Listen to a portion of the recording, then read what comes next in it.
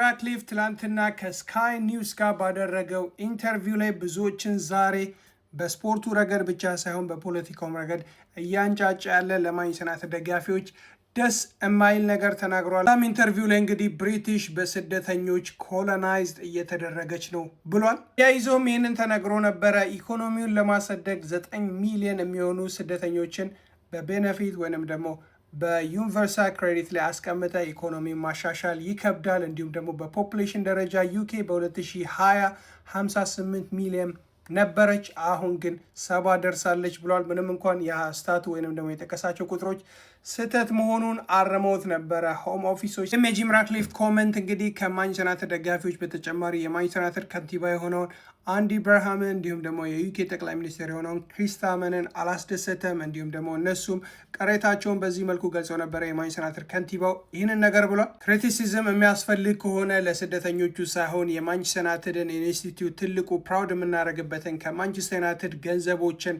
ሺፍ የሚያደርጉትን እየወሰዱ የሚቦጠው ቡጡትን ነው ብሏል። ይህ እሱንም ሆነ ግሌዘሮቹን ይመለከታል። ግሌዘሮች እንግዲህ በየጊዜው ነበረ ዲቪደንድ እስካሁን ክለቡ ላይ ኢንቨስት አለማድረጋቸው እናውቃለን። እሱም ቢሆን በሀብት ደረጃ 17 ቢሊዮን ፓውንድ ያለው ቢሆንም እስካሁን ለዩኬ መንግስት ታክስ ከፍሎ ያቅም ወደ 4 ቢሊዮን ድረስ ሴቭ አድርጓል። በስደተኝነት በኢኮኖሚክ ስደተኝነት በሞናኮ ሬጅስተር በማድረጉና የዩኬ ታክስ ባለመክፈሉ።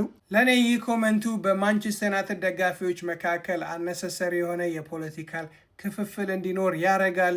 አይ ቲንክ እንደ ማንቸስተር ዩናይትድ ደጋፊነቴ እንዲሁም ደግሞ እንደ ስደተኝነቴ ይህንን ነገር ከባለቤቴ የምወደውን ክለቤን በባልተቤትነት ከሚመራ አንድ ሰው ኤክስፔክት አላረኩም።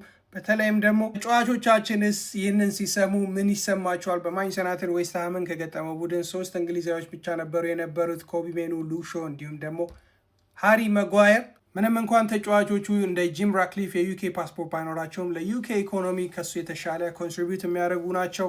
በተለይም ደግሞ አብዛኞቹ ተጫዋቾች ከፍተኛውን የዩኬ ታክስ በመክፈል ደረጃ ከ1 እስከ 100 ባለው ደረጃ ውስጥ ይካተታሉ። ነገር ግን እሱ ቀደም ብዬ እንደጠቀስኩት እስካሁን ከ2020 ጀምሮ በሞናኮ የኢኮኖሚካል ጥገኝነት በመጠየቅና አብዛኞቹ ቢዝነሶቹን እዛ በማከናወን ወደ 4 ቢሊዮን ፓውንድ ታክስ አቮይድ አድርጎ ለዩኬ ኮንትሪቢዩሽን ምንም ነገር አላረገም። እንትላላችሁ በዚህ የሰር ጂም ራትክሊፍ ኮመንት ላይ ያሳውቁን። ቪዲዮ ላይክ ማድረግ እንዳትረሱ። ፔስ